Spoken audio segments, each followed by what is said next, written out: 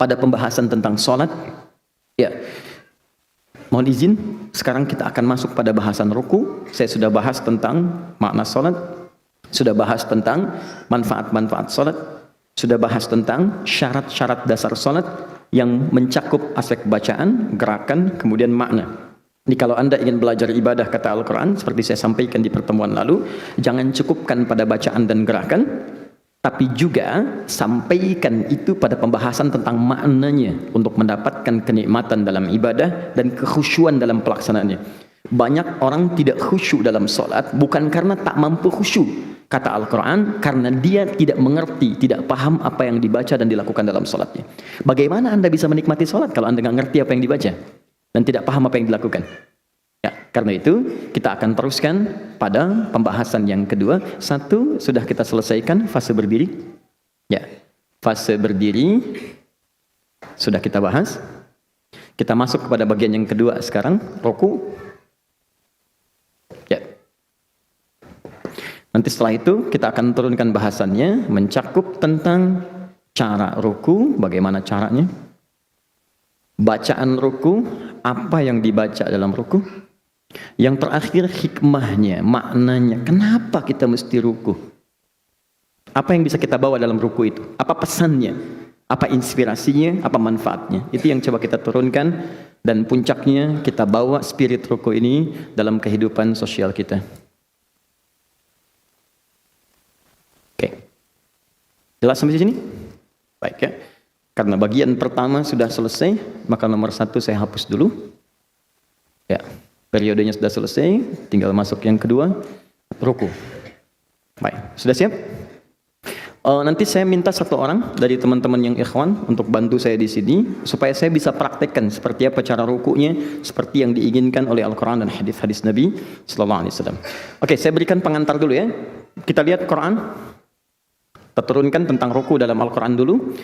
Quran surah kedua ayat 43. Kemudian dikaitkan dengan salat Quran surah ke-22 ayat ke-77. Satu ayat terakhir. Kemudian manfaatnya, ini rahasianya. Tolong jangan diabaikan bagian ketiga ini, karena ini hal yang sering dilupakan oleh sementara teman-teman yang sholat di kekinian, di era sekarang. Di orang hanya mengejar cara dan bacaan. Yang penting saya sholat, yang penting ruku. Ya, padahal ada kesempatan di bagian yang ketiga. Allah berikan keutamaan dalam sholat yang tidak ditampilkan kecuali dalam posisi ruku dan sujud. Ya, kita lihat Quran surah ke-48 ayat 29. Ini rahasianya. Kalau Anda rukunya benar, maka Allah akan mengabulkan apapun yang Anda minta yang paling istimewa yang Anda mohonkan. Jadi kalau surga, surga yang paling istimewa. Kalau dunia, dunia yang paling istimewa. Kalau alam kubur yang paling istimewa. Jadi janjinya begini, yang paling istimewa saja aku kabulkan, apalagi yang biasa. Jelas ya? Oke. Jadi poinnya. Kemudian hadisnya, penjabarannya hadis riwayat Al-Bukhari. Nomor hadis 757, 789. Hadis riwayat Muslim. Nomor hadis 411. Kita ke sini ke sahabat Abu Hurairah. Kita ke sini ke sahabat Abu Humaid As-Sa'di. Sama juga dengan yang ini dan tambahannya plus sahabat Anas bin Malik. Oke. Ya. Nanti ada tambahan satu bonusnya dari hadis riwayat sahabat Ali bin Abi Thalib karamallahu wajah. Ali bin Abi Thalib. Ya. Pertama kita ambil dalil dalam Al-Quran dulu supaya kita punya argumentasi dan punya dasar dalam bahasan kita. Pertama, Quran surah kedua ayat ke-43. Paling kanan pertengahan. Wa aqimus salata wa atuz zakata warka'u ma'ar raki'in. Wa aqimus salata, tunaikan salat dengan benar. Wa atuz zakata, keluarkan zakat dengan tulus. Ingat ya, salat selalu diawali dengan derivasi kata iqamah. Aqama yuqimu wa aqimus shalah. Alladzina yuqimunas shalah. Aqimis shalah. Itu berasal dari kata iqamah. Iqamah itu sesuatu yang ditunaikan dengan sempurna. Berdiri tegak sempurna disebut dengan qamah. Sesuatu yang ditunaikan dengan sempurna disebut dengan iqamah. Karena itu sebelum sholat kan suka ada iqamat ya. Iqamah. Cuma orang kita kan menyingkat dengan qomat ya. Nah, kalau orang Arab nggak kenal qomat. Cuman kan kebiasaan orang Indonesia senang menyingkat dengan ujungnya saja. Oke? Saya kalau sedang olahraga dengan orang-orang Arab tuh panggilannya sempurna. Kita main futsal, main bola, mereka bilang, ya Allah, ya Syahadi, wazzi, wazzi, wazzi, Abdurrahman, wazzi, ya Faisal, wazzi, Faisal, oper, Abdurrahman, oper, Adi, oper. Orang Indonesia tidak. Di, oper. Abdurrahman, man, oper. Tengku Wisnu, nu, oper, gitu kan. Ya. Terus ujungnya aja. Ya sama, di Quran ada iqamah, di kita ada qomat. Jadi diambil bagian ujungnya, iqamat, qomat. Kenapa enggak mat? Untuk membedakan dengan mamat ya. Iqamah. Time. Iqamah. Nah, iqamah ini atau qamat itu bukan isyarat untuk sholat. Karena isyarat untuk sholat itu panggilannya lewat azan. Jadi kalau sudah azan, itulah isyarat sholat, siap-siap, panggilan sudah tiba. Makanya disebut dengan azan. Apa artinya azan? Asalnya bukan panggilan. Azan itu seakar dengan kata udhun, artinya telinga. Jamaknya azan. Kenapa lafaz ini disebut dengan azan? Karena kalimat ini satu-satunya kalimat di bumi yang akan terus sampai kepada pendengaran manusia sepanjang dia masih punya pendengaran telinga. Dan ini satu-satunya lafaz yang terus berputar selama 24 jam. Silakan cek. Bintaro selesai azan, Tangerang azan. Tangerang selesai azan terus sampai ke Banten azan. Putar terus.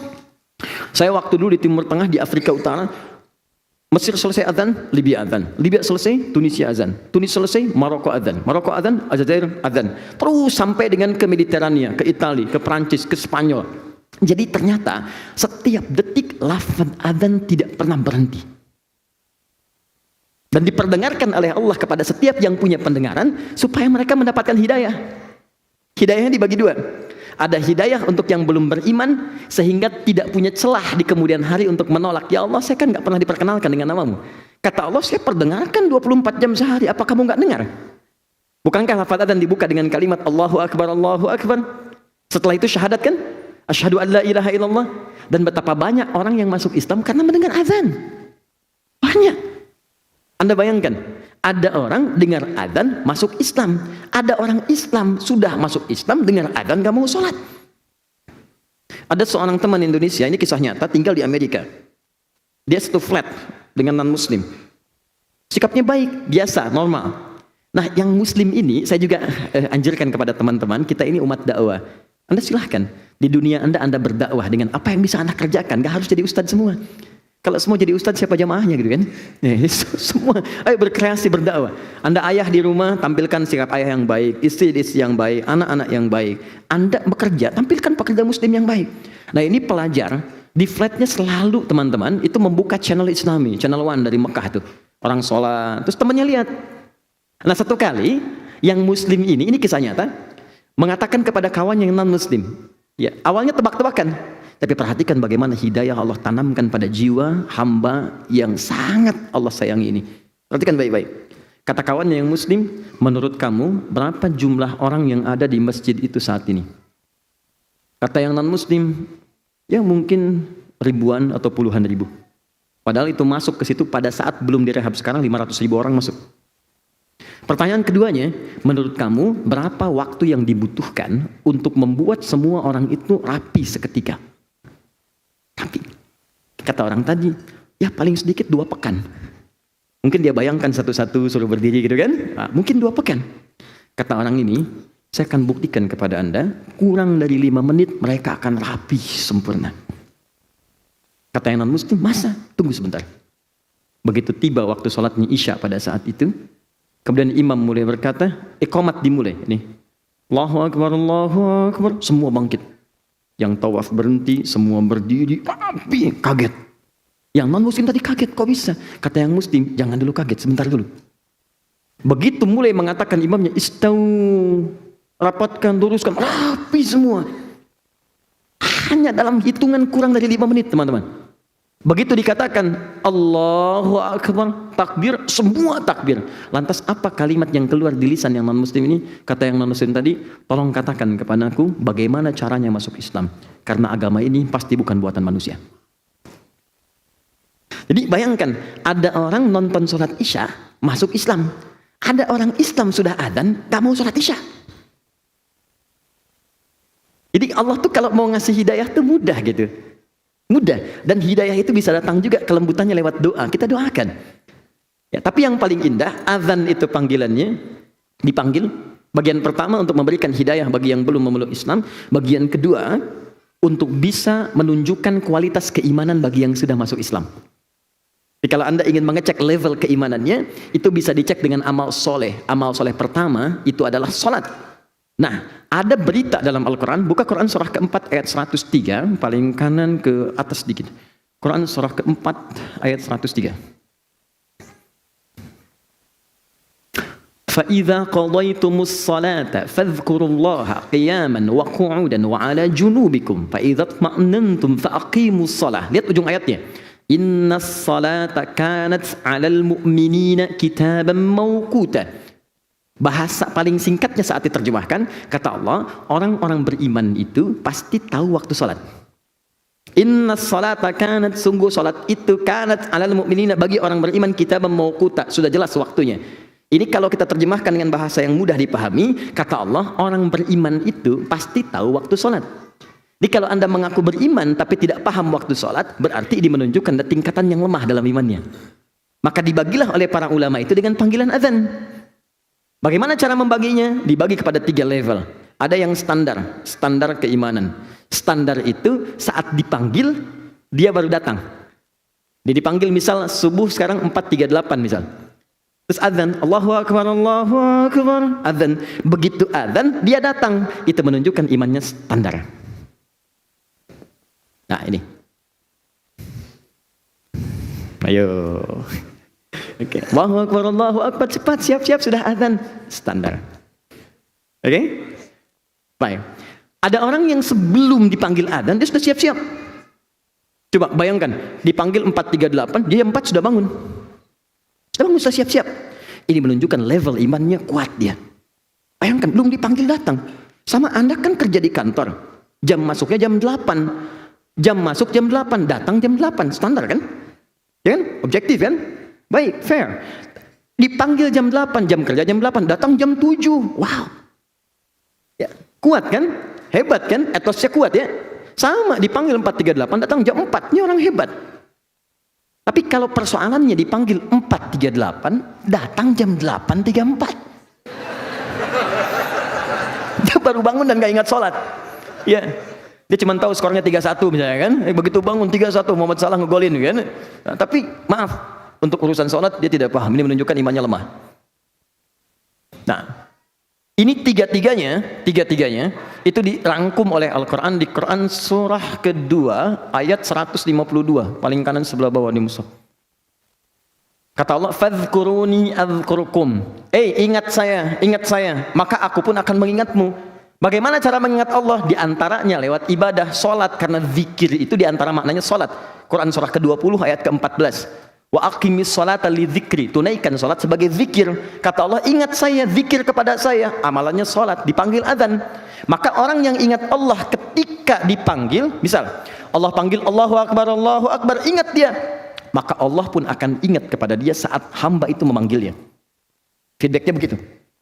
Jadi kalau Anda misalnya berdoa nih, ya Allah mohon, Anda biasanya dipanggil oleh Allah baru respon, maka Allah pun merespon Anda saat Anda memanggilnya. Kalau Anda nggak doa, Allah nggak perhatikan Anda. Tapi kalau Anda bisa datang misalnya, datang sebelum dipanggil, panggil 4.38, datang jam 3.48, datang jam 4, datang jam 2, maka Allah pun akan memanggil, memperhatikan Anda jauh sebelum Anda memanggilnya. Ada orang-orang yang hidupnya seakan tidak punya masalah. Padahal bukan tak punya masalah, sebelum dihadapi diringankan masalahnya oleh Allah sebelum dia memanggilnya. Ada yang begitu. Seperti Maryam. Quran surah ke-3 ayat 37, paling kiri sebelah bawah di mushaf. Ya, butuh pakaian, ada pakaian. Butuh makanan, ada makanan. Butuh buah-buahan, ada buah-buahan. Dan yang mengantarkan pamannya, Nabi Zakaria sampai kaget. Ini kan saya ngantar, kenapa setiap saya mau anterin sudah ada di situ? Dia ada level orang yang belum meminta, sudah ada gitu. Dan ada orang-orang yang meminta berkali-kali, Allah nggak respon. Allah mau jawab begini, kamu ini saya panggil datang telat, sekarang berdoa pengen cepat dijawab, kamu siapa? Maka pernyataan ini dikumpulkan di Quran surah kedua ayat 186 di ujung ayatnya. Falyastajibuli wal yu'minu bi. Kalau kamu pengen cepat dikabulkan doanya, maka kamu pun harus cepat menyeru apa yang aku mintakan. Aku minta kamu, engkau cepat, engkau pun minta kepadaku, aku berikan cepat. Aku minta kamu, engkau lambat, engkau minta padaku pengen cepat, engkau siapa? Jelas ya? Fair kan? Baik, ini bagian pertama, itu yang disebut dengan azan. Nah, kalau kita sudah ingin tunaikan dengan sempurna, maka isyaratnya disebut dengan iqamah. Jadi kalau sudah iqamah itu maksudnya, ayo yang khusyuk, siap-siap kita akan menghadap Allah. Mungkin ini sholat terakhir yang kita kerjakan. Siapkan diri kita, mungkin wafat dalam keadaan sholat, kita tidak tahu bagaimana kita akan meninggal. Makanya ketika ayat sholat itu diturunkan, di ayat 45-46-nya, itu masuk kalimat isyarat-isyarat untuk wafat. Wasta'inu bis-sabri was-salah wa innaha lakabiratun illa 'alal khashiyin. Ayo minta dalam salat kepada Allah kalau punya masalah. Tapi susah untuk khusyuk kecuali bagi orang-orang yang mau khusyuk. Siapa mereka itu? Ayat 46-nya. Alladzina yadhunnuna annahum mulaqu rabbihim wa annahum ilaihi raji'un. Yaitu orang yang merasa sekarang akan berhadapan dengan Allah dan dia yakin boleh jadi mungkin ini salat terakhir yang dia kerjakan. Makanya jangan heran, pernah mendengar ini? Kalau ada imam sebelum salat suka berbalik, ya kan? Suka mengatakan begini, istaqimu, rapatkan, luruskan. Maaf teman-teman ya, saya ingin ingatkan, ada dalam fikih itu kalimat yang nggak boleh diterjemahkan, ada kalimat yang boleh diterjemahkan dengan bahasa lokal. Kalau kalimatnya boleh diterjemahkan, maka sampaikan dengan bahasa terjemahan boleh, supaya orang lebih paham. Tapi ada kalimat yang nggak boleh diterjemahkan, yang kalau diterjemahkan maknanya jadi lain. Seperti azan, azan nggak bisa diterjemahkan. Di Turki pernah pakai bahasa Turki, jadi nggak enak rasanya. Bayangkan kalau di Indonesia pakai bahasa daerah. Allahu Akbar, Allahu Akbar. Tuhan gua gede, Tuhan dua gede, orang Betawi. Allahu Agung, orang Sunda. Nggak akan ketemu. Tapi ketika dibacakan dalam bahasa Arab itu indah gitu, nyaman, enak. Sama dengan surat Quran. Walaupun ada terjemahan, tapi saat baca Quran dan ngobrol dengan kawan, itu nggak bisa pakai terjemahan. Akhi lagi baca surat apa? Semut, An-Naml. Kamu apa? Surat cewek, An-Nisa. Nggak bisa. Nggak bisa gitu. An-Nisa tetap An-Nisa. An-Naml tetap An-Naml. Al-Baqarah tetap Al-Baqarah. Ya, rasanya beda kan? Sedang merojaah surat apa? Sapi. Nggak bisa, enak. Ya, Al-Baqarah enak kan? Al-Baqarah, An-Naml, An-Nahl, Al-Ankabut. Lebih enak rasanya. Tapi ada bahasa-bahasa yang Nabi pun memberikan dengan isyarat. Bukan lafadznya. Bukan lafadznya. Isyaratnya, maksudnya apa? Kalau Anda nanti hadir di dunia berbeda, di masa yang tidak sama, maka boleh sampaikan dengan bahasa Anda supaya dia cepat paham. Coba. Dengan bahasa pertama, istaqimu, fala takhtalifu fakhtalafat qulubukum, waddi'u ij'alu salatakum salatan muwadda'. Bagi orang Arab mungkin terasa, tapi bagi orang Indonesia bagaimana? Sudah tahu, bukan? Tidak. Coba yang kedua, mohon dirapatkan, luruskan, jadikan ini sholat mungkin sholat terakhir kita. Kita akan berhadapan dengan Allah dan mungkin kita akan diwafatkan dalam sholat ini. Enak, nyaman gitu. Ini begitu terasa nyaman. Itulah kemudian setelah itu disampaikan itu lewat iqamat. Allahu Akbar, siap-siap. Jelas sampai sini? Oke. Nah, teman-teman, selalu kata salat ini disandingkan dengan iman dibukanya. Alladzina yu'minuna bil ghaib wa yuqimunas sempurna. Kalau zakat dengan kalimat ita, wa atuz zakah, ita itu artinya tulus. Tulus, Ibu Ita, ibu yang tulus, ya. Tulus, berikan dengan tulus. Kalau zakat keluarkan dengan tulus, jangan pamrih. Itu kan cuma titipan yang punya Allah, bukan kamu. Kenapa kamu bisa merasa memiliki? Jelas ya? Nah, kemudian tunaikan dengan sempurna. Di dalam kesempurnaan itu ada kaitan dengan ruku. Perhatikan. Kembali ke Al-Baqarah 43. Wa aqimus shalah, tunaikan salat dengan sempurna. Wa atuz zakah, keluarkan zakat dengan tulus. Jangan pamrih. Tapi tidak berhenti ayatnya sampai situ. Padahal Allah bisa cukupkan. Salat selesai, zakat selesai. Tapi tiba-tiba ayatnya berbunyi waraka'u ma'ar raki'in. Ruku'lah secara sempurna bersama orang-orang yang ruku'nya sempurna. Dalam kaidah ilmu balaghah ada yang disebut dengan am wal khas, khusus dan umum. Kalau ada sesuatu dari satu pekerjaan kemudian dikhususkan di pekerjaan itu dengan satu pekerjaan yang khusus sifatnya, maka ini menunjukkan ada keistimewaan di dalamnya. Saya tanya begini, untuk paling mudah dipahami. Dalam salat ada ruku tidak? Ada. Ada berdiri tidak? Sebetulnya kan Allah cukup mengatakan wa aqimus shalah, tunaikan salat dengan sempurna. Bukankah itu mencakup ruku? Mencakup sujud? Ya kan? Semua kan? Tapi ketika Allah mengkhususkan ruku di akhirnya, waraka'u ma'arraki'in, dan rukulah dengan sempurna seperti orang-orang yang ruku sebelummu, ini menunjukkan ada keistimewaan dalam ruku sehingga dia disendirikan dari gerakan-gerakan salat yang lainnya. Paham? Nah, kalau cara berpikir bisa dipahami, kita akan bertanya, Ustadz, apa keistimewaan ruku itu dibandingkan dengan yang lain? Ya, berdiri ada keistimewaannya, sujud ada keistimewaannya, duduk di antara dua sujud istimewa. Tapi kenapa ruku disendirikan di sini? Apa keistimewaan yang disebutkan dalam Al-Quran? Maka kita turunkan ke ayat selanjutnya. Pertama, ini penegasannya dulu. Quran surah 22 ayat 77. Oke? Ya ayyuhalladzina amanu. Fokus. Hai orang-orang yang telah menyatakan beriman kepada Rabbmu, beriman kepada Allah. Perhatikan kalimatnya. Pertama diminta sujud, usjudu. Sujud. Kemudian ruku, warka'u. Kemudian wa'budu rabbakum, sembah Rabbmu. Waf'alul khaira, berbuat baik, la'allakum tuflihun. Perhatikan baik-baik. Di sini Allah menyebutkan keutamaan ruku.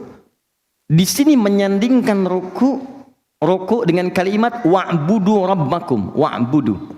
Di sini ada ruku, kemudian ada sujud. Setelah itu wa'budu rabbakum, wa'bud. Agak pelan-pelan saya terangkan supaya mudah dipahami. Wa'budu. Fokus. Ruku, sujud, sembah Rabbmu, u'budu. Nah, kalimat u'budu ini, teman-teman, tidak pernah disebutkan dalam Al-Quran kecuali di antara maknanya bermakna sholat. Buka Quran surah ke-20 ayat ke-14. Innani anallahu, kata Allah, saya Allah. La ilaha illa ana. Enggak ada Tuhan yang wajib disembah dan dipertuhankan kecuali saya. Fa'budni, fa'budni, sembah saya. Fa'budni, u'bud. Nih. Kalau bentuknya jamak, u'budu ini. Fa'budu, u'bud itu tunggal, fa'budu itu jamak bentuknya. Karena itu ketika kita menyembahnya, kita katakan di pertemuan lalu, iyyaka na'budu. Masih ingat? Iyyaka na'budu. Nah, kalimat iyyaka na'budu bukankah diucapkan dalam salat?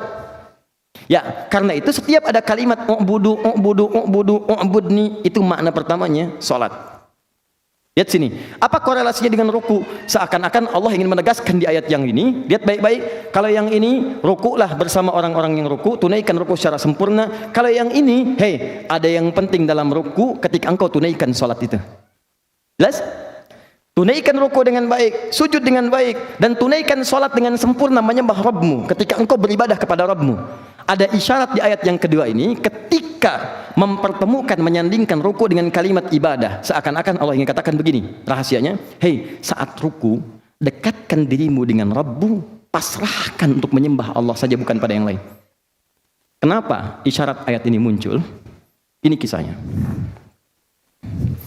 Dulu, orang Romawi, orang Persia, kalau ingin menghormati rajanya, maka di antara kebiasaan mereka yang Romawi, dia akan ikatkan tangannya begini, kemudian dia ruku begini.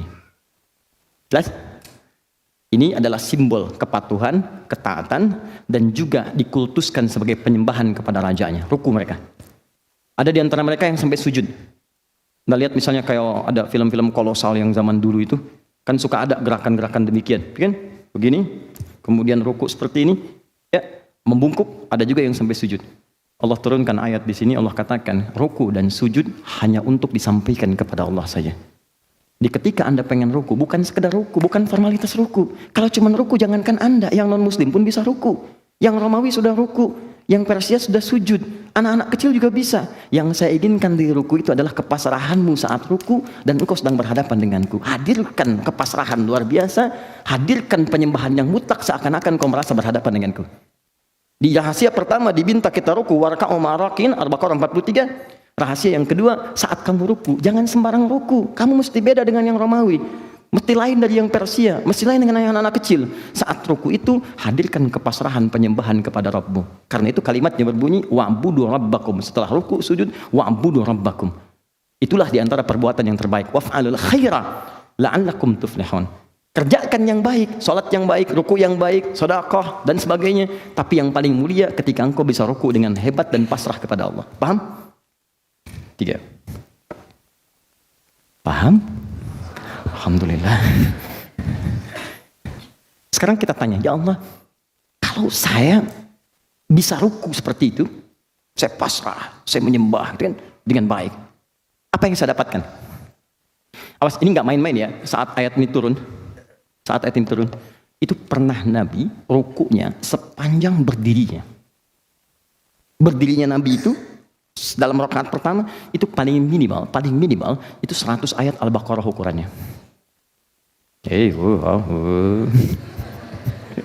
Ahli surga ya, ahli surga dijamin surga, akhlak yang mulia, dipuji oleh Al-Quran. Disebutkan dalam Al-Bukhari nomor hadis 2008, paling kanan sebelah bawah di kitabnya, dari Sayyidah Aisyah ya, di ketika 3 orang sahabat, Abdullah bin Mas'ud radhiyallahu taala anhu, kemudian ada Hudzaifah al-Yamani radhiyallahu taala anhu, dan Ubay bin Ka'ab radhiyallahu taala anhu, ja'u ila Sayyidati Aisyah, datang kepada Sayyidah Aisyah bertanya tentang sifat salat Nabi sallallahu alaihi wasallam. Kata Sayyidah Aisyah, ringkas kalimatnya, Allahu akbar. Kata Sayyidah Aisyah, la tas'alu an husnihinna wa tulihinna. Tolonglah jangan ditanya bagus dan panjangnya. Susah diikutin. Saya berikan bocoran rakaatnya saja. Tapi kalau mengikutinya susah, penasaran beliau-beliau ini, besok-besoknya ikut sholat di belakang Nabi untuk mendapatkan kekhusyuannya. Jadi kata para ulama, boleh sholat tahajud berjamaah kalau ingin mendapatkan nilai kekhusyuan dari imam yang mungkin baik, atau mengajarkan misalnya jamaah atau anak bagaimana pentingnya tahajud. Tentang mengajarkan ini ada di hadis riwayat Abu Daud nomor hadis 1369, riwayat sahabat Ibnu Abbas radhiyallahu taala anhu. Abu Daud 1369, riwayat Ibnu Abbas. Abu Daud nama aslinya adalah Sulaiman dari Sijistan, dikenal dengan Sulaiman As-Sijistani. Hafal 500.000 hadis dengan sanadnya, dengan matannya. Di orang-orangnya sampai ke Nabi hafal 500.000 hadis. Ya. Sehingga Ibnu Qayyim Al-Jauziyah rahimahullah mengatakan begini, kalau dulu ada Nabi Daud bisa melunakkan besi dengan tangannya, maka ini Abu Daud bisa melunakkan hadis dengan lisannya. Maka sejak saat itu dikenal dengan nama Abu Daud. Oke, Ibnu Abbas meriwayatkan, pernah saya tinggal di rumah Sayyidah Maimunah. Sayyidah Maimunah itu di antara istri Nabi yang rumahnya di depan Jabal Qubais. Saya boleh hapus ini? Boleh? Alhamdulillah. Tinggal boleh saja. Alhamdulillah. Semoga Allah ampuni dosa-dosa kita semua. Alhamdulillah. Lihat sini. Ini Jabal Qubais di sebelah sini, ini Istana Raja, ini Zam-Zam sini. Lurus sini, belok ke sebelah kanan, ini pos security-nya. CCTV yang hadap ke sini yang warna putih. Kemudian sini ada Gate Ismail, di sini kemudian pintu 26. Pintu 27, nah ini. Di sini ada Babun Nabi, Bab An-Nabi. Di sini ada Bab Ali, di sini ada Babus Salam. Bab Nabi ini yang sekarang ada jembatan di atas. Teman-teman yang baru umrah, kan ada jembatannya dari istana ke sini tuh. Nah, itu persis di bawahnya itu dulu rumahnya Sayyidah Maimunah. Di situ Nabi pernah salat 2 rakaat sebelum peristiwa Isra Mi'raj. Salat kemudian baru berangkat. Di situ pula Ibnu Abbas itu pernah tinggal di sini saat Nabi itu bermalam di sini. Ikut tinggal di sini, malam-malamnya ngelihat kebiasaan Nabi bangun, bagaimana cara bangunnya. Sampai setelah bangun ikut sholat tahajud, sholat di belakang Nabi. Begitu sholat ditarik oleh Nabi sehingga safnya sejajar, berdua sholat. Hadis ini dijadikan dalil oleh teman-teman kebolehan berimam dan makmum berjamaah dengan posisi sejajar. Kalau imamnya satu, makmumnya satu. Jelas ya? Baik, imam satu, makmum satu, posisi boleh sejajar. Itu sah hukumnya. Nah, itu hadisnya sama. Tapi jangan lupa hadis ini pun tentang tahajud berjamaah. Karena Nabi mengajarkan pada anak. Jadi kalau Anda ingin memberikan pendidikan pada anak, ayah bangun, ngajak anak tahajud, boleh silakan. Jangan biarkan sendiri-sendiri. Atau yang kedua, untuk mendapatkan kenikmatan sholat. Seperti sahabat bermakmum di belakang Nabi. Kata Hudzaifah, tidak ada sholat paling indah kecuali sholat di belakang Nabi. Jadi begitu membaca tentang surga, Nabi berhenti. Minta supaya umatnya ke surga. Begitu berhenti di ayat neraka, Nabi bermohon supaya umat dibebaskan dari neraka. Lama kita minta, lama. Ya. Yang paling menarik, besoknya Abdullah bin Mas'ud ikutan. Ya. Ternyata tanpa terasa, kata Hudzaifah, 100 ayat baru ruku. Kata Abdullah bin Mas'ud, saya ikut. Saya kira 100 ayat itu ruku. Ternyata nyambung Al-Baqarah sampai selesai. Saya kira akan ruku, ternyata nyambung Ali Imran 200 ayat sampai tuntas. Saya kira di sini akan ruku, sudah siap-siap, ternyata nyambung An-Nisa 176. 5 juz 4 halaman. Setelah itu baru ruku. Ya, besoknya mereka tidak ikutan lagi. Bukan karena capeknya. Kata Abdullah bin Mas'ud, saya ini kan sering nebak ini di mana posisinya sehingga bisa saya ikuti. Nah, karena saya khawatir nggak ruku. Ini bukan ya, bukan. Ini bukan ya, bukan ya. Ya, saya misah aja besoknya. Ya, cuman poinnya yang mau saya sampaikan, pernah Nabi rukunya selama berdiri ya. Jadi kalau kita ambil batas bawah yang tadi, bahwa lama berdiri beliau paling minimal 100 ayat ukuran Al-Baqarah itu, maka Anda bayangkan bagaimana lama rukunya. Pertanyaannya, kenapa Nabi melambangkan rukunya? Kata Allah kan pasrahkan dirimu saat ruku. Nabi pasrah. Lama gitu. Tapi apa rahasianya ketika pasrah? Jawabannya ada di sini. Quran surah 48 ayat 29. Lihat ayatnya. Muhammadur Rasulullah walladzina ma'ahu asyidda'u 'alal kuffar ruhama'u bainahum. Masyaallah. Muhammad itu utusan Allah SAW. Dan umat yang bersamanya, walladzina ma'ahu itu, ma'a itu gini, ma'a itu orangnya ada bersama kita, atau orang yang nggak ada, tapi tuntunannya diikuti. Oke? Paham ya? Yang pertama orangnya ada bersama kita. Misal saya katakan gini, Mas Dimas ma'i. Mas Dimas itu bersama saya sekarang, orangnya ada. Atau misalnya orangnya nggak ada, tapi beliau mengikuti apa yang saya sampaikan. Maka saya sampaikan pada teman-teman saat beliau tidak ada, Mas Dimas itu ma'i. Beliau itu ikut apa yang saya sampaikan. Paham ini? Ayat ini ingin mengatakan sifat umat Nabi Muhammad dari dulu saat nabinya ada, orangnya ada, sahabatnya, sampai nanti yang nggak pernah lihat nabinya tapi mengikuti tuntunannya. Secara singkat, yang mengaku umat Nabi Muhammad itu pasti punya sifat-sifat ini, kata Allah. Jadi kalau Anda tidak punya sifat ini, dipertanyakan Anda umat Nabi atau bukan. Pertama, asyidda'u 'alal kuffar, tegas pada segala hal yang menyimpang dari ketentuan Allah. Ingat, ada kafir, ada kafirun, ada kufar, itu beda. Jangan disamakan. Ingat, kalau ada, maaf ya, kafar, kafir, kufar, beda. Kafar, kafir, kufar. Kalau kafar, itu perbuatan. Perbuatan yang menjauh dari Allah. Menyimpang. Bisa dikerjakan non-muslim, itu umumnya, bisa dikerjakan oleh orang Islam.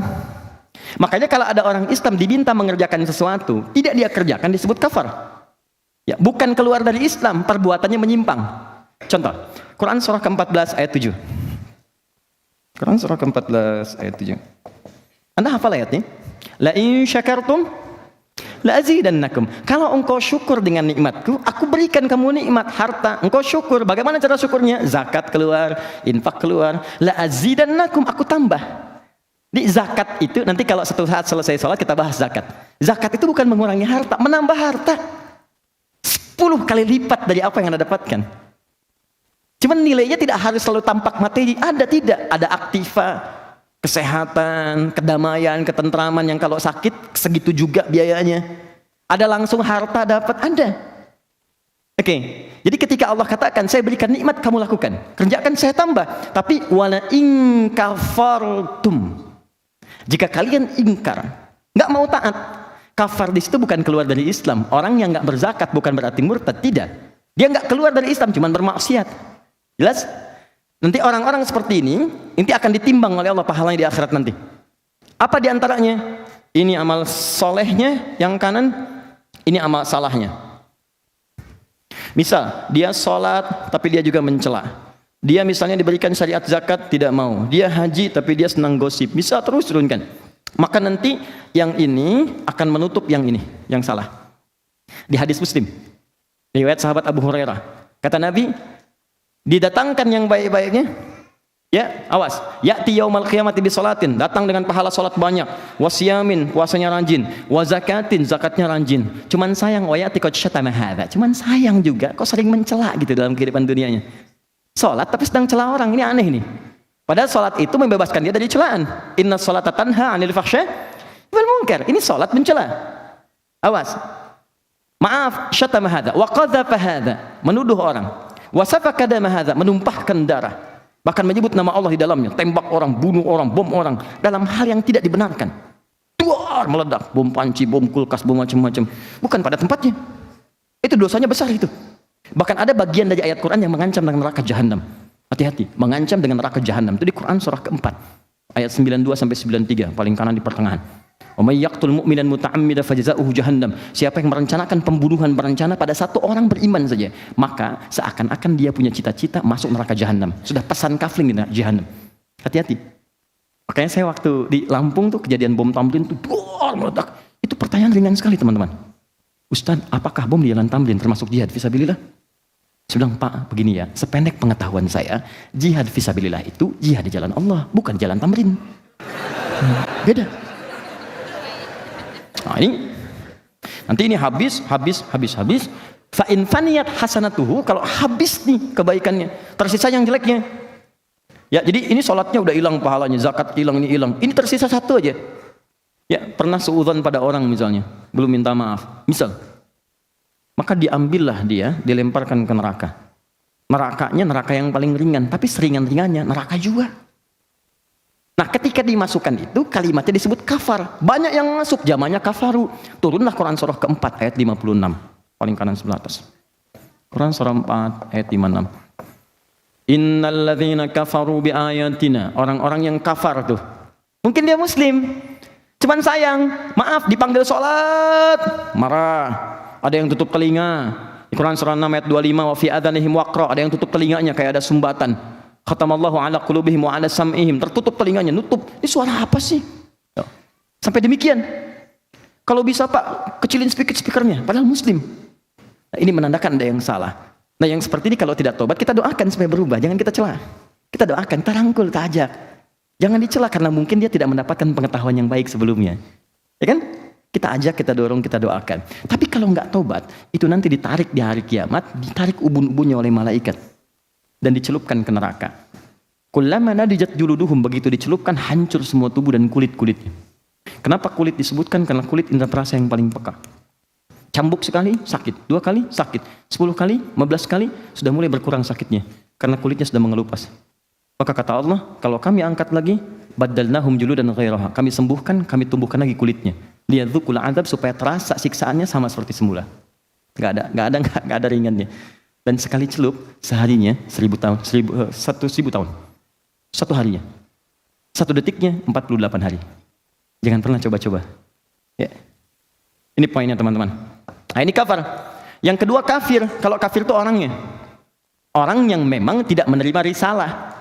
Ya, tertutup. Jadi yang menutup diri, kafaro itu sesuatu yang tertutup. Kan diserap ke dalam bahasa Inggris cover. Cover itu kan cover buku kan menutup kan, supaya di dalamnya nggak kelihatan. Ya, ini cover. Kalau saya di belakang kan saya tercover nih, tertutup kan.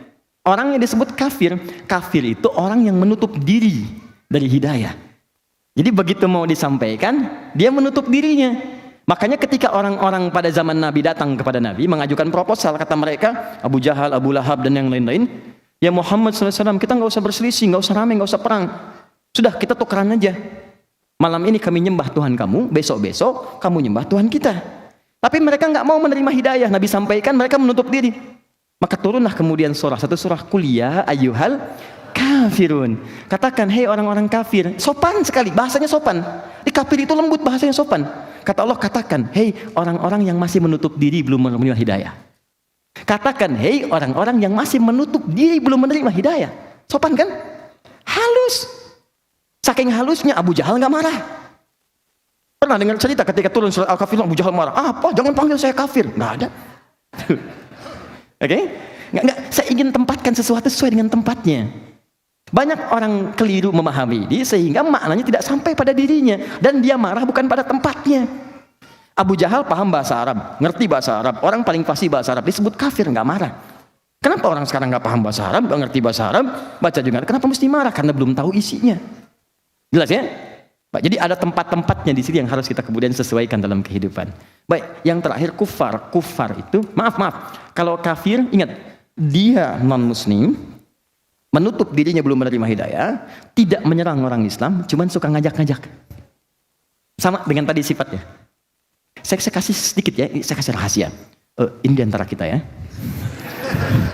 Oke. Fokus.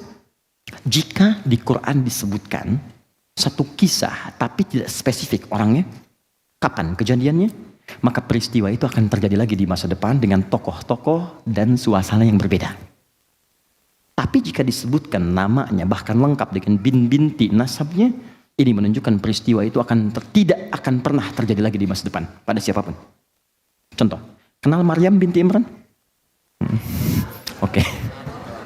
Ya. Maryam binti Imran disebutkan bintinya langsung. Maryamnya bintinya langsung ke bapaknya. Pernah mengandung, melahirkan tanpa disentuh laki-laki manapun. Walam yamsasni bashar. Ini menunjukkan peristiwa itu tidak akan terjadi dan menimpa perempuan manapun di muka bumi selain Maryam binti Imran. Tapi Ustaz, ada di kampung saya namanya Maryam juga, binti Asep, dia bisa melahirkan tanpa bapak, banyak. Bukan tanpa bapak, yang tanpa disentuh laki-laki manapun. Ini cuma Maryam binti Imran. Jelas ya? Tapi kalau nggak pernah disebutkan siapa tokohnya, kapan kejadiannya, ini menunjukkan akan terjadi lagi di masa depan. Oke, fokus. Ketika Allah mengatakan kuliah ayyuhal kafirun, disebut gak orangnya? Tidak. Kapan kejadian disebut?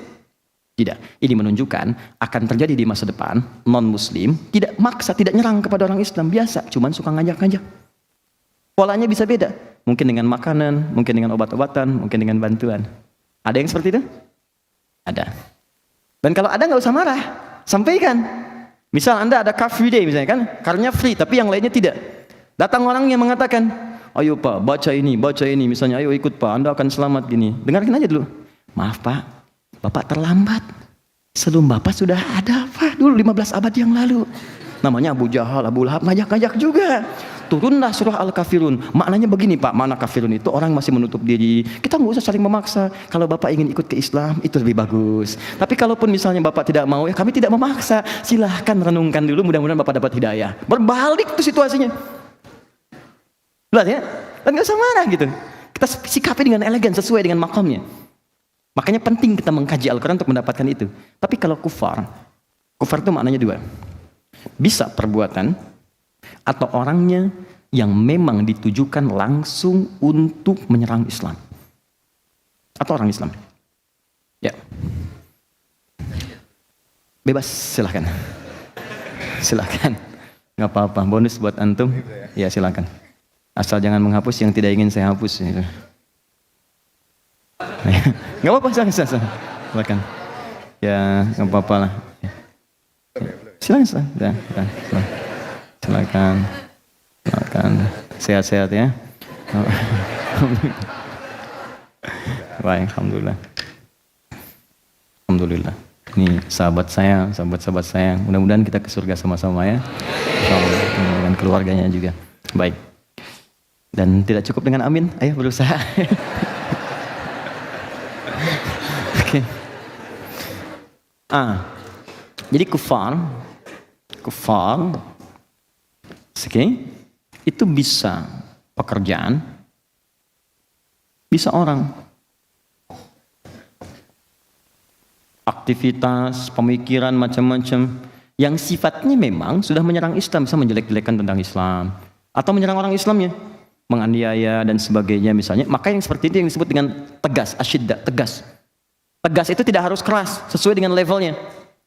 Kalau menyerang lewat tulisan, ya dibalas dengan tulisan lagi, dengan yang lebih baik, ya kan? Kalau lewat pemikiran, ya berpikir lagi, jangan orang nulis dibalas dengan senjata, ya salah, tidak tepat ya. Lihat kadarnya. Nah, kemudian yang kedua, saya agak cepat, orang yang menginvasi, misalnya yang menyerang, mendolimi dan sebagainya, maka dibela, tunaikan haknya sesuai dengan hukum yang berlakunya. Sampaikan proses, misalnya di Rohingya ada satu hal, misalnya pembantaian, pembunuhan, kita kemudian membela dengan apa? Sampaikan ke dunia internasional, terapkan hukum-hukum. Ayo, makanya mesti kuat, orang Islam mesti kuat gitu, negaranya mesti kuat. Kalau tidak, ya bagaimana kita bisa memberikan aspirasi ke depannya? Jelas ya? Nah, dan itu pun akan sangat bermanfaat dalam kehidupan. Tidak pernah ada orang Islam tinggal di negara manapun kecuali memberikan kontribusi pada negaranya. Saya kemarin kedatangan utusan dari Bea Cukai, datang, kepalanya, maaf bukan kepalanya aja, maksudnya di top manajemennya datang, ya pelaksana seniornya, kita duduk diskusi. Saya bilang, Pak, saya senang Anda datang dan silahkan apa yang bisa saya bantu kita susun. Dan ini adalah di antara bakti saya kepada bangsa. Jadi kalau baik, bangsa terbawa baik. Ini pengabdian saya pada bangsa. Jadi nggak akan pernah berpisah Islam dengan kemakmuran bangsa. Jadi teman-teman juga demikian. Ini poinnya. Sudah, kita kembalikan ke ruku karena waktu kita terbatas. Nah setelah itu, tiba-tiba begini. Muhammadur Rasulullah walladzina ma'ahu asyidda'u 'alal kufar ruhama'u bainahum. Sayang dengan sesamanya. Baik sifatnya. Dia jangan terbalik. Kepada yang keras disayang-sayang, kepada teman sendiri kemudian penuh perselisihan. Ini saya tuh bingung sih, kenapa sih karena urusan dunia jadi ribut gitu. Tuh sampai kaget anak nangis. Kenapa? Gitu. Ya saya nggak apa-apa ya, sabar ya. Maafkan papa. Teman-teman lihat baik-baik. Ini kan karena urusan dunia, hubungan persaudaraan jadi pecah, keluarga jadi berantakan dan sebagainya. Untuk apa yang didapatkan gitu? Dan menariknya sesama muslim juga untuk apa? Jadi ini poin pertama, tolong diingat baik-baik. Kadang-kadang yang paling aneh itu, kata Nabi, orang yang belajar itu imannya menguat, pengetahuannya meningkat, dan akhlaknya itu juga baik, lebih sayang kepada yang lain. Jadi kadang saya bingung, ikut ngaji tapi setelah itu juga senang mencaci. Ikut ngaji tapi setelah itu senang berselisih. Antum ngaji apa? Antum coba bayangkan gitu kan. Kalau Anda belajar dengan pelajaran itu membuat Anda malah jauh dari Allah, pasti ada yang salah. Dan kita perbaiki, bukan saling menjelekkan, tidak. Kita perbaiki pelan-pelan, kita duduk gitu. Saya tuh mengharapkan, saya pernah katakan pada teman-teman termasuk yang datang ke Bekasi, akhi, kenapa kita nggak kumpul sesama ustadz? Kenapa kita dapatkan ada yang ribut begini? Kenapa nggak duduk sama-sama? Duduk kita bareng, dengan kita duduk aja, itu umat tuh tenang gitu. Terus kita terangkan dengan terbuka. Yang mau belajar ini, kita punya database-nya. Ingin belajar tafsir, ke si fulan. Belajar hadis, ke Ustadz fulan. Kalau ada perbedaan, ini ya sebabnya. Saya memandang begini, dalilnya ini. Ustadz ini memandang begini, dalilnya begini. Ustadz Khalid begini, dalilnya gini. Ustadz Adi begini, Ustadz Abdul Somad begini. Itu enak. Dibandingkan Anda datang dan mengatakan, ini salah, ini keliru, ini begini. Kenapa kita tidak duduk sama-sama? Kan indah. Itu poinnya teman-teman. Kan fair kan, jelas kan? Ya. Nah, kaitan dengan ruku sujudnya, dua sifat ini tegas pada yang salah dan baik dalam hubungan-hubungan yang mulia, itu hanya didapatkan pada satu amalan. Apa itu? Tarahum ruk'a sujadan. Mereka lihat, engkau lihat, mereka itu ruku dan sujudnya sempurna. Jadi ternyata ada korelasi, ada kaitan antara ruku dengan sifat-sifat tadi yang disebutkan. Ruku itu bisa melahirkan kemuliaan akhlak. Kalau akhlaknya sudah baik, teruskan ayatnya. Yabtaghuna fadlan minallahi wa ridwana. Fadla dan ridwan. Naikkan ke atas. Fadla. Fokus, saya berhenti di sini. Setelah itu kita praktek. Yang kedua ridwan. Allahu akbar. Lihat sini. Masih ingat ayat pertama, ruku, sempurna seperti orang ruku. Yang kedua, dalam ruku itu jangan sekedar ruku, tapi pasrahkan dirimu dalam menyembah Allah. Yang ketiga, kalau engkau lihat ruku orang ini sempurna menyembah Allah dengan baik, maka akan lahir akhlak yang mulia. Bukan cuma akhlak saja, kata Allah, dalam ruku itu aku berikan kesempatan pada mereka untuk meminta dua keutamaan. Keutamaan dunia itu disebut dengan fadlun. Baik, keutamaan akhirat disebut dengan ridwan. Pernah ingat malaikat penjaga surga namanya apa? Oke. Kadang-kadang fadlun pun digunakan untuk menunjukkan kemuliaan akhirat. Kadang-kadang. Seperti orang yang sesurga dengan Nabi disebut kalimatnya fadlun, mendapat fadlun. Quran surah ke-4 ayat 69 sampai 70. Wa may yuti'illaha wa rasulahu fa ulaika ma'al ladzina an'ama Allahu 'alaihim minan nabiyyina was-siddiqina wasyuhada'i was-shalihin wa hasuna ulaika rafiqa. Dzalikal fadlu minallah. Ada orang yang sesurga dengan Nabi, itu orang yang mendapatkan keutamaan dari Allah. Singkat ceritanya, singkat keterangannya, ini fadlun dengan ridwan ini adalah gambaran keistimewaan yang paling mulia istimewa dari nikmat dunia dan akhirat. Jadi kalau misalnya Anda ingin mengatakan, ya Allah, berikan saya ya Allah kenikmatan dunia, kata Allah, nanggung, minta yang paling istimewa. Kalau kerja jangan minta yang sedikit, minta yang besar sekalian. Rizki minta yang banyak sekalian, dunia. Akhirat ya Allah masukkan ke surga, jangan cuma surga, minta yang paling tinggi surganya. Dalam keadaan ruku, Allah memberi kesempatan pada setiap hamba untuk mengabulkan yang paling istimewa yang dia mintakan. Kalau dia meminta dengan benar, ya Allah aku ingin Firdaus, Allah kabulkan. Kalau dia meminta dengan benar, ya Allah berikan keberkahan dunia, maka Allah berikan yang terbaik yang bisa dia dapatkan. Ruku kalau benar dikerjakan, bukan hanya mengabulkan doa yang biasa, tapi yang paling istimewa dikabulkan. Itulah yang menjadikan Nabi kadang-kadang rukunya selama berdirinya. Pertanyaannya, apakah setiap orang ruku bisa mendapatkan apa yang dijanjikan? Itu poinnya. Bahkan sayangnya, ada yang tidak minta. Ini persoalannya. Orang ruku cuma baca doanya aja. Subhana rabbiyal azim, subhana rabbiyal azim wa bihamdi. Lantas bangkit kan? Subhanakallahumma bihamdika, ya Allahumma ighfirli, syahadu la ilaha illa anta, subhanakallahumma bihamdika, Allahumma ighfirli. Selesai bangkit. Anda nggak minta. Padahal di situ ada keutamaan. Kenapa nggak minta untuk anak Anda? Ya Allah, luluskan anak saya dalam ujian, ya Allah, dengan nilai yang paling tinggi. Ya Allah, berikan keberkahan pada pekerjaan suami saya. Ya Allah, lancarkan bisnisnya, tempatkan di makom yang mulia. Ya Allah, satukan kami di surga, sekeluarga di surga yang paling indah. Kenapa nggak minta? Padahal Allah tawarkan. Dan kenapa terlampau buru-buru? Kalau Anda datang ke satu tempat, diminta, kemudian silahkan cari yang Anda inginkan, bebas, minta apa saja. Apakah Anda akan langsung keluar dari situ? Pernah di barat itu ada orang-orang kaya yang datang ke mall. Begitu dia datang, tutup mallnya.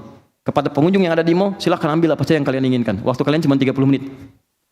Ya, ngambil, ada yang ngambil ini, ngambil itu, ngambil ini, ngambil itu. Saya perhatikan, nggak ada satupun yang menolak tawaran itu.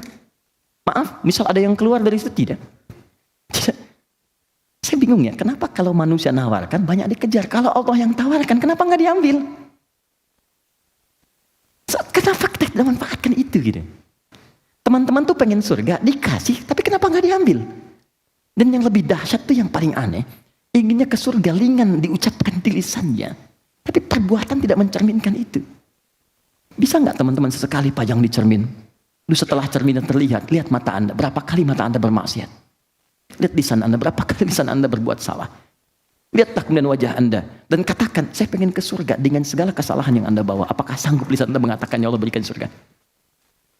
Sekarang dalam ruku, dosa bisa diampuni, kesalahan dihapuskan, hal-hal buruk digugurkan, dan langsung tawarannya, aku berikan yang paling mulia yang engkau inginkan.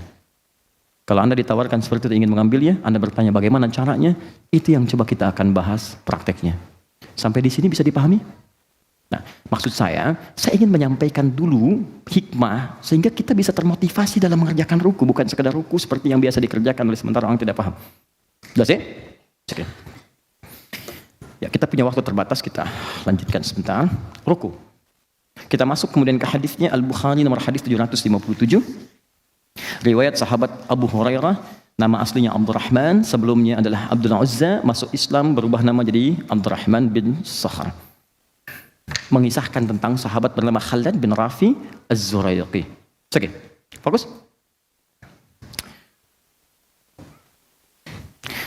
Falyarka fala taqum min ruku'ika hatta tatma'inna raki'an. Nabi mengajarkan kepada Khalid bagaimana cara sholat sampai kepada ruku. Saya potong saja sampai ke redaksi ruku supaya cepat. Kata Nabi, kalau sudah selesai dalam berdiri kemudian ruku. Fokus. Fala taqum, tapi jangan buru-buru bangkit. Awas, kadang bacaan belum selesai udah bangkit. Allahu Akbar, sami Allah liman hamidah. Allahu Akbar, Allahu Akbar, Allahu Akbar, Allahu Akbar. Orang sholat 11 rakaat 1 jam, dia 23 rakaat 7 menit. Bagaimana gitu? Coba kita evaluasi pelan-pelan lah gitu kan. Ya. Lalu ruku, kata Nabi, ruku jangan buru-buru ruku. Nah, rahasianya jangan buru-buruku sehingga engkau tenang dalam rukumu. Apa tenang yang dimaksudkan di sini? Kita sambungkan ke hadis-hadis yang lainnya dulu. Saya minta satu orang untuk bantu saya. Siapa saja boleh ke depan. Mas Adi, ya, yang pakai peci di antara yang paling ada, silakan depan. Udah lengkap semua, peci ada. Sarung cuma dipakai di Turki. Hari sampai ke sini kembali lagi ke celana. Oke. Ya, salatnya menghadap kemana, Mas? Kiblat. Ya, betul, kiblat. Untuk lebih mudah ke sebelah sana aja ya, supaya terlihat dari beberapa yang lain. Baik, sebelumnya saya terangkan sebentar. Kita akan apa? Ruku ya. Jadi dari berdiri kita akan ruku. Nah, fokus baik-baik sebelah sini dulu, Mas Adi. Mohon izin supaya di samping saya jelas. Teman-teman sekalian, fokus. Saat akan ruku, penting diketahui apa itu ruku dulu. Ya, ruku itu seakar dengan kata rakaatun, rakaat. Ruku. Bukan sekadar bungkuk, tapi secara fikih seakar dengan kata rakaat. Artinya, kalau sudah dapat ruku, dapat 1 rakaat. Contoh, ini imam, depan, saya makmum. Ya. Atau misalnya, Mas, satu lagi, siapa? Boleh maju? Apa-apa, maju aja. Mudah-mudahan yang maju masuk surga. Ya, setelah saya, insya Allah, ya Mas. Ya. Alhamdulillah. Nah, ini tahan dulu sebentar, tahan. Ini ruku mas, ruku, Allahu Akbar, tahan. Nah ini ruku, ini datang, terlambat. Mas Buke, nah tiba-tiba datang. Pertanyaan pertama saya, kenapa Anda terlambat? Yang lain bisa tepat waktu, sedang sholat. Tak jawab nanti sajalah. Nah ini ruku kan, sedang ruku, ini datang. Nah saat ini datang, maka perhatikan hadisnya, innama ju'ilal imamu liyutamma bihi. Imam itu jadikan untuk diikuti. Awas, fa idza raka'a falyarka. Kalau imam sudah ruku kita datang, maka langsung ruku. Ya, nggak usah baca yang lain-lain lagi. Takbir, Allahu Akbar, langsung ruku. Jelas ya? Jangan baca iftitah lagi, tidak perlu baca Al-Fatihah lagi. Karena hadis yang mengatakan qiraatul imam qiraatul makmum. Orang yang mendapati imamnya ruku, maka bacaan imam sudah mewakili bacaan makmumnya. Kecuali kalau imamnya masih berdiri, izin mulai. Terus imam masih di awal, ya. Maka posisi sebelah kanan. Supaya benar. Imam masih memulai, ini masih memulai, maka ini bisa diikuti. Jadi ini baca Al-Fatihah, ini baca Al-Fatihah makmumnya. Jelas ya? Karena bagian dari rukun salat Al-Fatihah kita bacakan. Kalau bisa diikuti. Makanya imam kalau bisa jangan cepat-cepat bacaannya, berikan jeda. Bismillahirrahmanirrahim. Jeda, ikuti bismillahirrahmanirrahim. Alhamdulillahirabbil alamin. Ikuti terus. Atau berikan jeda di akhir. Ghairil maghdubi alaihim waladdallin. Amin. Jeda sebentar. Berikan kesempatan walaupun cuma 3 ayat sampai Ar-Rahmanir-Rahim. Karena surat terpendek dalam Al-Quran itu 3 ayat. Al-Kautsar. Inna a'tainakal kautsar. Fasholli rabbika wanhar. Inna syani'aka huwal. Kalau sudah baca 3 ayat cukup. Tapi kalau imamnya sudah ruku, ini takbir langsung ruku. Jelas? Nah, kalau ini ikut ruku berarti sudah dapat 1 rakaat. Ya? Jelas ya? Tidak pakai tidak. Dapat 1 rakaat. Jadi begitu ini diikuti, ruku, dia sudah mendapatkan 1 rakaat. Misal, sholatnya subuh. Begitu sholat subuh, imam ruku. Ini langsung ruku. Nah, ini sudah mendapatkan 1 rakaat. Jadi jangan menambah lagi, jangan terlampau soleh. Ya. Jadi kalau sudah selesai, imam salam, ini ikut salam. Ya ingat, ini keterangan Nabi, sahabat mengerjakan, ulama mengerjakan. Antum Nabi bukan, sahabat bukan, ulama bukan. Jelas ya? Paham sampai sini? Baik. Antum silakan istirahat. Ya, antum di sini aja, persoalan kita belum selesai. Nah, sini dulu. Ya, tahan. Yuk kita mulai. Kalau sudah paham, ruku sama dengan rakaat, dapat 1 rakaat. Sekarang kita mulai teknis fikihnya. Ruku, posisi membungkuk dalam salat. Ada ke sebelah sini mas? Kita sepakat tadi kiblatnya ke sana. Ya, takbir dulu. Sini, bismillah. Ya, kita belajar sama-sama. Silakan. Takbir dulu. Allahu Akbar. Takbir dulu. Gak usah ketawa, ulangi. Ruku, mana takbirnya? Nggak apa-apa. Ruku, silakan. Nah, sekarang kita lihat, perhatikan. Wa idza raka'a, jika beliau akan ruku, fakabbar, maka beliau mengucapkan takbir Allahu Akbar. 1. Nah, ini takbir ini disebut dengan takbir intikal, takbir perpindahan. Jadi kalau imam sudah bacakan takbir, makmum pindah. Ya, jadi isyaratnya lebih kepada bacaan imamnya. Jadi kalau imam sudah katakan Allahu Akbar, pindah. Ya, jangan lihat fokus pada gerakan imamnya. Ini jadi persoalan nanti. Kalau lihat gerakan imam, jadi kacau salatnya. Kalau patokan gerakan, saf pertama ngelihat, saf kedua kan tidak. Yang paling bahaya kalau ini misalnya sudah sepuh. Taruhlah imam misalnya 85 tahun, misal. Nah, seperti inilah gitu kan. Nah, makmum di belakang masih muda. Perhatikan, begitu mau ruku kan nggak langsung ruku. Takbir 85 tahun turun. Nah, kan pelan-pelan kan? Nggak mungkin begini. Allah, kan? Begitu imamnya belum selesai rukuknya, makmumnya sudah ruku. Ini yang jadi bahaya. Karena itu patokannya itu bacaan. Ya, ketika mendengar kalimat Allahu Akbar, dia turun, di belakang ikut. Nah, caranya 2. Pertama, bisa mengangkat, Al-Bukhari nomor hadis 757, bisa mengangkat tangan akan ruku, bisa mengangkat tangan seperti halnya takbir hadzwaman kibaihi. Diangkat, Anda akan ruku, Anda angkat begini. Ya, jadi begini posisi akan ruku. Allahu Akbar, angkat. Mengangkat ini boleh sejajar dengan bahu di sini. Boleh sejajar dengan daun telinga di sini, An-Nasai. Ya, di sini. Boleh di sini, boleh di sini. Mana yang paling nyaman? Jelas ya? Disilahkan Anda bisa mengangkat tangan, Allahu Akbar, atau tangan tidak diangkat pun tidak ada masalah. Yang penting takbirnya keluar kalimatnya. Jelas ya? Tapi yang paling umum, riwayat-riwayat yang paling banyak itu dengan mengangkat tangan. Ya, sehingga para ulama lebih kemudian memprioritaskan mengangkat tangan dibandingkan yang mursal, irsal begini. Jelas ya? Baik. Allahu Akbar, ruku. Anda kesini mas. Nah. Pelan-pelan kita mulai dari punggung sampai dengan kepala. 789 masih di Al-Bukhari sama dengan hadis Muslim nomor hadis 411 ditambahkan dengan keterangan sahabat Ali bin Abi Thalib. Perhatikan baik-baik. Saat Nabi ruku itu, perhatikan kalimatnya supaya lebih mudah saya gunakan bahasa Indonesia, maka punggungnya sejajar lurus sampai dengan bagian kepalanya lurus. Mohon maaf saya ini kan. Saya mulai dari punggung dulu ya. Ini. Kata sahabat Ali bin Abi Thalib, sampai-sampai saking lurusnya, kalau ditaruh satu bejana yang dituangkan air di atasnya, itu tidak tumpah. Tuh, ini sempurna mas, pertahankan ya. Sempurna. Bagus. Ya, tahan sebentar ya, saya jelaskan dulu sampai kita selesai baru membangun lagi. Nah ini, ya. Kalau ditaruh misalnya gelas, dituangkan, itu lurus. Nah ini bagus nih, segini mas ya. Begini, tahan sebentar. Nah, ini satu.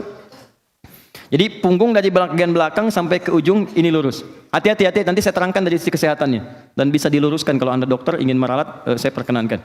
Jangan kalah sama sapi. Sapi, kuda, rukunya lurus. Silakan cek. Ya. Lihat sini, satu, sudah. Kepala, saya belum bicara menghadap kemana, kita luruskan dulu begini. Ya. Ada dua pendapat, yang pertama menghadap ke arah tempat sujud, ke bawah. Ya, ini pertama. Yang kedua, jika Anda di depan Ka'bah, boleh mengharap ke arah Ka'bah, ke depan. Nah, ya, ini kan karena pakai peci aja, kalau enggak kan mohon izin ya, bisa lurus juga tuh. Baik, ini ke sini ya, enggak harus berlebihan. Nah, sini ya. Mohon izin, maaf. Semoga Allah muliakan antum. Jelas ya? Nah, di antara ke depan dengan ke bawah, mana yang paling diutamakan? Yang paling diutamakan menghadap ke arah ke tempat sujud. Kenapa? Karena ketika Anda menghadap ke bawah, itu umumnya pemandangan akan sama semua, tempat sujud. Kan ini fokusnya penghambaan. Ketika seorang menghamba ke bawah kan? Yang kedua, ketika seorang menghadap ke depan, persoalannya, kadang-kadang yang dilihat itu bisa beda-beda, banyak pemandangan. Ka'bah ada tulisan, ada warna, ada orang. Nah, bisa terjadi seperti ini. Nih. Tuh, nengok kanan, nengok kiri gitu kan? Nah, ini jadi persoalan. Jelas ya? Ya kita fokuskan. Lihat sini. Ini sudah selesai. Jadi kalau saya katakan punggungnya rata atau membungkuk?